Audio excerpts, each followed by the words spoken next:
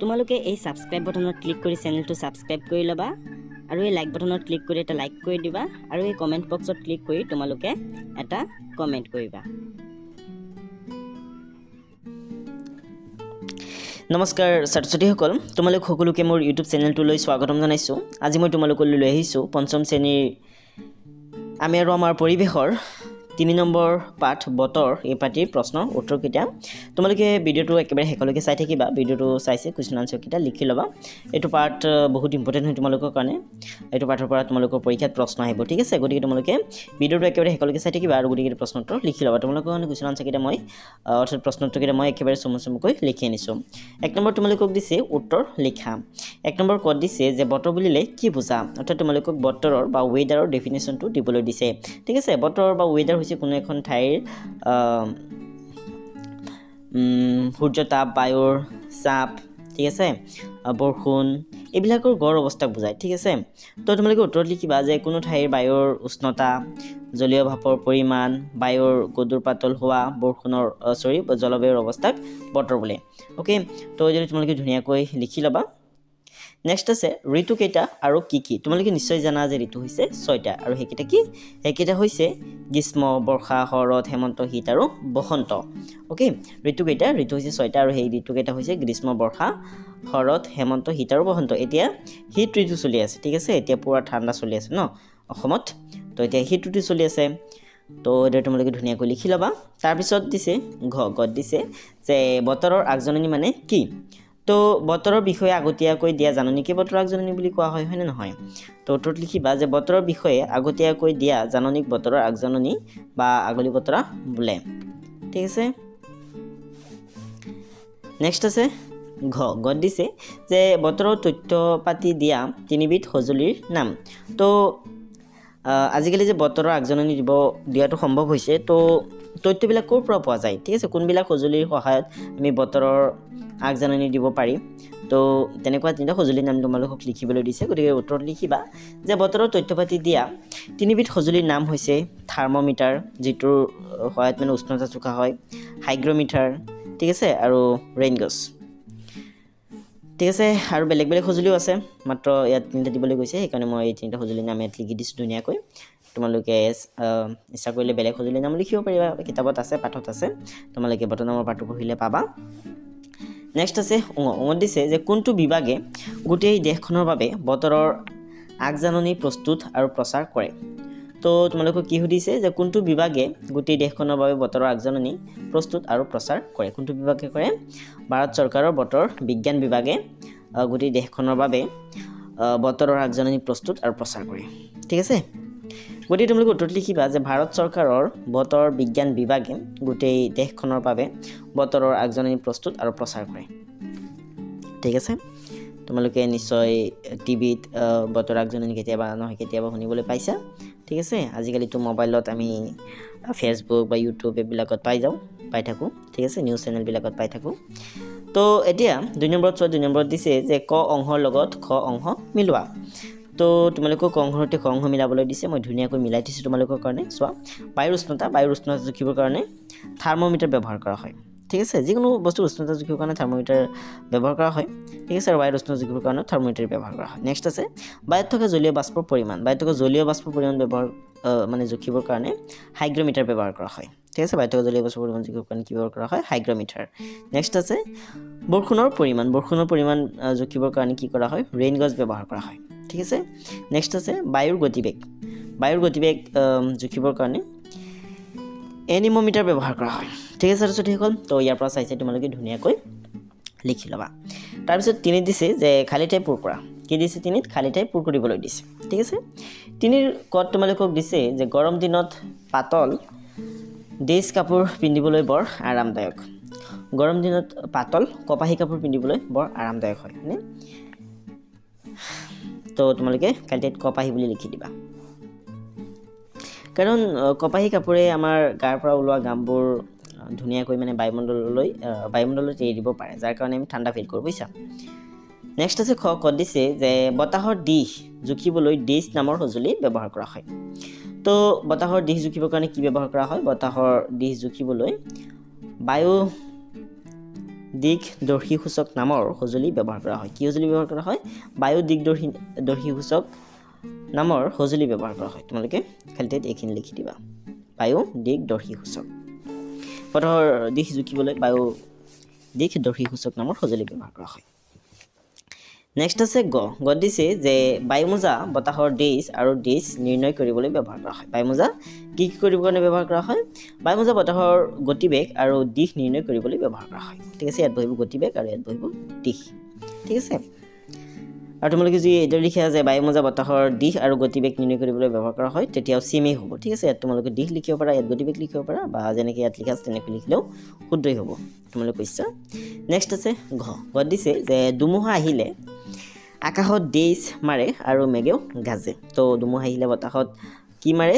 বিজুলী ঢেৰেকণি মাৰে হয়নে তো তোমালোকে খালি ঠাইত বিজুলী ঢেৰেকণি বুলি লিখি দিবা ধুমুহা আহিলে আকাশত বিজুলী ঢেৰেকণি মাৰে আৰু মেঘেও গাজে ওকে ছাত্ৰ ছাত্ৰীসকল ধুনীয়াকৈ লিখিবা এতিয়া চাইট চোৱাচোন চাইট তোমালোকক দিছে যে বতৰৰ আগজাননী কি মাধ্যমৰ জৰিয়তে দিয়া হয় তো তোমালোকে ইয়াৰ উত্তৰত লিখিবা যে ৰেডিঅ' দূৰদৰ্শন আদি প্ৰচাৰ মাধ্যমৰ যোগেদি বতৰৰ আগজাননী দিয়া হয় আজিকালি আমি মোবাইলত ফেচবুক ইউটিউব এইবিলাকতো পাই থাকোঁ বতৰৰ আগজাননী হয়নে তো তোমালোকে সেইবিলাকৰ কথাও লিখি দিব পাৰা আৰু এইদৰে লিখিলেই হ'ব কিতাপত এইদৰে দিয়া আছে ঠিক আছে তো নেক্সট আছে পাছত দিছে যে চমুটোকা লিখা ইয়াত তোমালোকক কেইটামান চমুটোকা লিখিবলৈ দিছে প্ৰথম চমুটোকাটো ৰেইনগজৰ ওপৰত লিখিবলৈ দিছে তো তোমালোকে এইদৰে লিখিবা যে ৰেইনগজ নামৰ এবিধ সঁজুলিৰ সহায়ত বৰষুণৰ পৰিমাণ জোখা হয় কি কৰা হয় ৰেইনগজৰ সহায়ত বৰষুণৰ পৰিমাণ জোখা হয় তোমালোকে কেতিয়াবা ৰেইনগজ চাইছেনে যদি চোৱা নাই তেনেহ'লে ইউটিউবত চাৰ্চ কৰি দিবা ৰেইনগজ বুলি ৰেইনগজৰ ভিডিঅ' আহি যাব কেনেকৈ ৰেইনগজ ব্যৱহাৰ কৰা হয় ৰেইনগজৰ ছবি চব দেখিবলৈ পাবা ঠিক আছে নেক্সট আছে বতৰ বিজ্ঞান কেন্দ্ৰত এই যন্ত্ৰটো গছ গছনি বা গড় দুৱাৰৰ কাষত নাৰাখি মুকলি ঠাইত ৰখা হয় যাতে বৰষুণৰ সঠিক পৰিমাণ জুখিব পাৰি ঠিক আছে তো যদি তোমালোকে ৰেইনগছৰ বিষয়ে কেইহাৰিমান বাক্য লিখি দিবা তেতিয়া ৰেইনগছৰ ওপৰত চমুটোকা লিখা হৈ যাব তাৰপিছত আছে কৃত্ৰিম উপগ্ৰহ অ'কে মেন মেড ছেটেলাইট উপগ্ৰহ মানে ছেটেলাইট তো আমাৰ এটা প্ৰাকৃতিক উপগ্ৰহ হৈছে চন্দ্ৰ তোমালোকে নিশ্চয় জানা তো মেন মেড কৃত্ৰিম উপগ্ৰহ মানে মানুহে নিজে বনাই চন্দ্ৰটো যেনেকৈ পৃথিৱীৰ চাৰিওফালে ঘূৰি থাকে তেনেকৈ কিছুমান উপগ্ৰহক পৃথিৱীৰ চাৰিওফালে ঘূৰাই থৈ দিয়ে ঠিক আছে যাতে এইবিলাকে পৃথিৱীৰ বিষয়ে ইনফৰমেশ্যন দিব পাৰে যাতে ঠিক আছে পৃথিৱীৰ বতৰ চতৰ এইবিলাক কেনেকুৱা চলি আছে এইবিলাকৰ বিষয়ে ইনফৰমেশ্যনৰ কাৰণে মানুহে কৃত্ৰিম উপগ্ৰহ বনায় বায়ুমণ্ডলত হেৰি কৰি থৈ দিয়ে অ'কে তো তোমালোকে উত্তৰত লিখিবা যে সৌৰজগতৰ বিভিন্ন উপগ্ৰহৰ বাহিৰেও আন কিছুমান উপগ্ৰহ বিজ্ঞানীবিলাকে কক্ষপথত স্থাপন কৰিছে এইবোৰ উপগ্ৰহক কৃত্ৰিম উপগ্ৰহ বোলে এই কৃত্ৰিম উপগ্ৰহবোৰে স্বাভাৱিক উপগ্ৰহৰ দৰে পৃথিৱীক প্ৰদক্ষিণ কৰি থাকে ভিন ভিন উদ্দেশ্যত ভিন ভিন কৃত্ৰিম উপগ্ৰহ ব্যৱহাৰ কৰা হয় ঠিক আছে ছাত্ৰ ছাত্ৰীসকল তো তোমালোকে সেইদৰে ধুনীয়াকৈ লিখিবা নেক্সট আছে গত দিছে যে বতৰ বিজ্ঞান কেন্দ্ৰৰ বিষয়ে কিছু বাক্য লিখিব লাগে এইদৰে লিখিবা যে বতৰ বিজ্ঞান কেন্দ্ৰৰ জৰিয়তে বতৰৰ বিষয়ে আগতীয়াকৈ জানিব পাৰি বতৰ বিজ্ঞান কেন্দ্ৰই বতৰৰ বিভিন্ন তথ্যবোৰ কৃত্ৰিম উপগ্ৰহৰ পৰা সংগ্ৰহ কৰে বতৰ বিজ্ঞান কেন্দ্ৰই এই তথ্যবোৰ অধ্যয়ন কৰি বতৰৰ আগজাননী প্ৰস্তুত কৰে বতৰ বিজ্ঞান কেন্দ্ৰই প্ৰস্তুত কৰা এই আগজাননী ৰেডিঅ' আৰু দূৰদৰ্শনৰ জৰিয়তে গোটেই দেশৰ বাবে প্ৰচাৰ কৰে ঠিক আছে গতিকে তোমালোকে বতৰ বিজ্ঞান কেন্দ্ৰৰ বিষয়ে এইদৰে ধুনীয়াকৈ লিখি ল'বা এইদৰে ধুনীয়াকৈ ঠিক আছে তো এতিয়া আমি পালোঁ কি খৰাং বতৰ তো খৰাং বতৰৰ বিষয়ে কেইহাৰিমান বাক্য লিখিব লাগে তোমালোকে এইদৰে লিখিবা যে কেতিয়াবা বহুদিন ধৰি বৰষুণ নহ'ব পাৰে অ'কে দীৰ্ঘদিন ধৰি বৰষুণৰ অভাৱত বতৰ শুকান হৈ পৰে ঠায়ে ঠায়ে মাটিত চিৰাল ফাট মেলে এনে বতৰক খৰাং বতৰ বা শুকান বতৰ বুলি কোৱা হয় এনে বতৰ কি বতৰ বুলি কোৱা হয় খৰাং বতৰ বা শুকান বতৰ বুলি কোৱা হয় খৰাং বতৰত খেতিয়কৰ বহু ধৰণৰ সমস্যা হয় পানী নোহোৱা হ'লে খেতিয়কে খেতি কৰিব নোৱাৰে ঠিক আছে নেক্সট আছে ফৰকাল বতৰ তো তোমালোকে উত্তৰ লিখিবা যে যেতিয়া আকাশত ডাৱৰ নাথাকে তেতিয়া আকাশখন ফৰকাল হৈ থাকে মানে একেবাৰে ক্লিন হৈ থাকে সাধাৰণতে পুৱা আৰু আবেলি বতৰ অলপ ঠাণ্ডা থাকে যদিও দুপৰীয়া তুলনামূলকভাৱে গৰম বেছি হয় এনেকুৱা বতৰ হৈছে ফৰকাল বতৰ মানে দুপৰীয়া বতৰটো ফৰকাল হৈ থাকে বুজিছা ফৰকাল বতৰত সকলো ধৰণৰ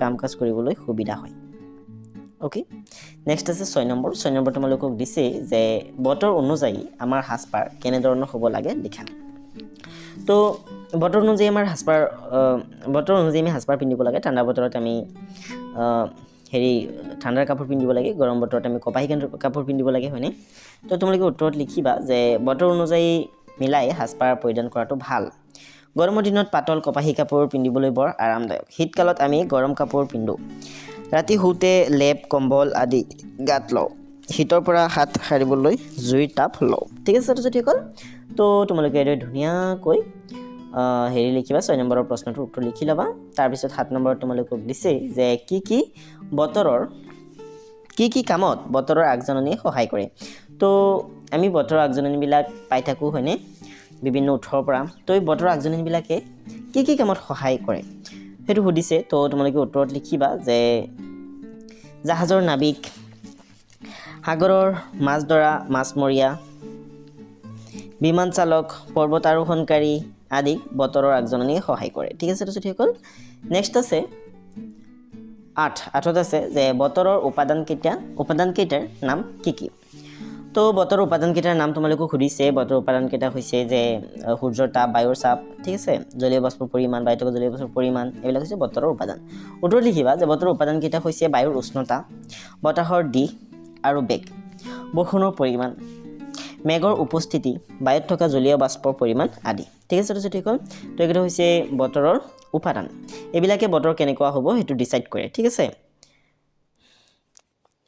তো ছাত্ৰ-ছাত্ৰীসকল আজিৰ ভিডিঅ'টো ইয়াতে শেষ কৰিবলৈ কৈ আছোঁ কাৰণ কুৱেশ্যন আনসাৰবিলাক আলোচনা কৰা শেষ হৈ গ'ল তো ভিডিঅ'টো চাই তোমালোকৰ কেনে লাগিল মোক কমেণ্ট কৰি জনাবা ভিডিঅ'টো চাই ভাল লাগিলে ভিডিঅ'টোত এটা লাইক কৰি দিবা আৰু বেলেগ পাৰ্টৰ ভিডিঅ' চাবৰ কাৰণে তোমালোক প্লেলিষ্টলৈ যাবা আজিৰ ভিডিঅ'টো ইমানেই আছিলে আজিৰ ভিডিঅ'টো চাই তোমালোকৰ কেনে লাগিল মোক কমেণ্ট কৰি জনাবা আৰু ভিডিঅ'টোত এটা লাইক কৰি দিবা ভিডিঅ'টো ভাল লাগিলে ঠিক আছে তো আজিৰ ভিডিঅ'টো ইমানেই আছিলে নেক্সট ভিডিঅ'ত পুনৰ লগ পাম আজিৰ ভিডিঅ'টো চোৱাৰ বাবে ধন্যবাদ ষ্টুডেণ্টছ বেলেগ পাৰ্টৰ ভিডিঅ' চাবৰ কাৰণে তোমালোকে চেনেলৰ নামৰ ওপৰত ক্লিক কৰিবা তাৰপিছত প্লেলিষ্টত ক্লিক কৰিবা প্লেলিষ্টত ক্লিক কৰাৰ পিছত তোমালোকে ইয়াৰ পৰা যিকোনো ক্লাছৰ যিকোনো ছাবজেক্টৰ যিকোনো পাঠৰ ভিডিঅ' চাব পাৰিবা আজিৰ ভিডিঅ'টো ইমানেই আছিলে আজিৰ ভিডিঅ'টো চোৱাৰ বাবে ধন্যবাদ